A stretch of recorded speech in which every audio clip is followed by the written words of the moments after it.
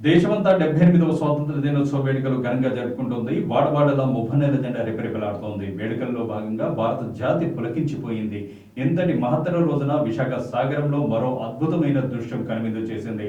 సాగర్ గర్భంలో మువ్వన్నెల జెండాను ఆవిష్కరించి నినదించారు స్కూబా డైవర్లు. విశాఖలోని స్కూబా డైవర్లు దేశభక్తిని వినూత్నంగా చాటుకున్నారు.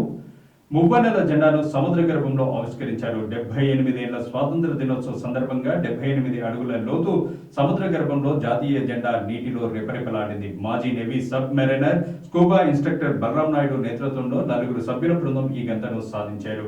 రుషికొండ తీరానికి 2.5 కిలోమీటర్ల దూరంలో వెళ్లి సముద్రంలో డైవ్ చేసి భక్తిని చాటారు.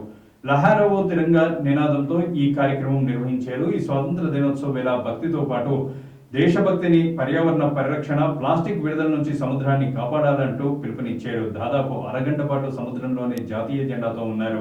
ఇటీవల అయోధ్యలో బాలరాముని ప్రాణప్రతిష్ఠ వేళ 20 అడుగుల సముద్ర గర్భం లోతులో రాముని చిత్రపటాన్ని ఆవిష్కరించి భక్తిని చాటుకున్నారు.